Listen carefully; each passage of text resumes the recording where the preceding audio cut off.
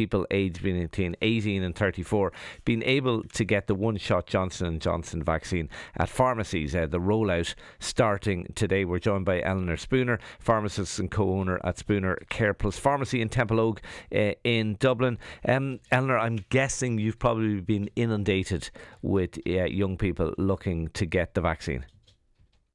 Yeah, we have. Like when the announcement was made on Friday, we pretty much were swamped with calls all day long. I'd say, gosh, it could have been 100 to 200 calls in the whole day. So it was, we were caught off guard, but at the same time, we're absolutely delighted now to be able to take part and be able to vaccinate this cohort. Will you start that today? Will you start giving jabs to people today? We were busy all weekend booking in our appointments and trying to get prepared and organised for this morning, because we intend to vaccinate 40 people today with what we have left in our fridge of the Janssen vaccine. We said we'll get going straight away, and now that we have the thumbs up. And our only thing now is that we'll have run out by the end of the day today, so we're hoping to get another delivery of Janssen hopefully later in the week. Okay. Is there some issue about people under the age of 35 having to sign a consent form to get an earlier vaccination? And if so, how will that work? Well, it's more so just a consent form to say that they're happy to be receiving a Janssen vaccine over an mRNA vaccine, and that they're aware of the differences and that sort of thing. So it's more so just that, because I guess because ultimately it is recommended they get mRNA where possible.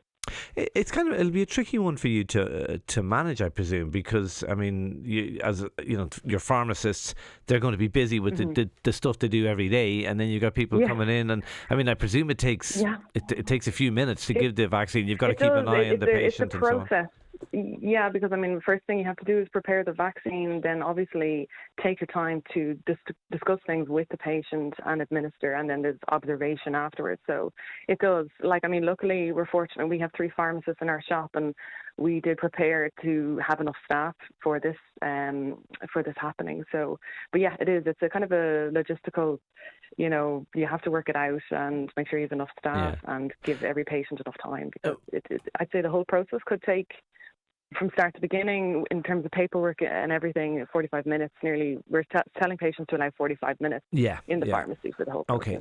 One thing I did hear over the weekend, I'm not in any way accusing you of doing this, but one concern I suppose I did hear expressed over the weekend was that the vaccine programme, has largely been very fair. We've had a few high-profile cases, but you were called on the basis of age. There was no favouritism. When you start rolling it out more to GPs and to pharmacies, is there going to be a bit of friends and family first? How fair is that? Are those concerns, and how do you avoid that happening? I think very much not, because we've been given very specific guidelines by the HSE, and up until now we were only allowed to vaccinate those over 50 years of age, which was there was only a small number of people really it wasn't an issue in that category. But this time there's a gang load of kids looking to get vaccinated. Well, I mean, our priority is we haven't been told do we start at 18 or do we start at 34. So until we're told otherwise, we're going to work at 34 down, and we just look after the people who kind of who are coming our way. There are a lot of our actual own patients, our own customers, who are looking to get vaccinated. So we're just doing it that way. But we feel the fairest way to do it is by date of birth and work our way down. That's because we haven't been specifically told by the HSE that we need to start at the 18-year-olds. Because I would have taken it from the announcement by the Minister last week that it was kind of everyone in, basically. A bit of a free-for-all, which is, well, I guess it is, but we just feel like we need to have some order to it and some fairness to it, and we feel this is the best way to do it, Okay. But to be honest, we're going to, with all the demand we've had, we will still work our way down. I mean, next week we'd be hopeful to be on the 29-year-olds, and we're getting through most of the 30, 34-year-olds today. Okay. Yeah, all right. great. Very Listen, positive altogether. very positive indeed, and best of luck with the programme.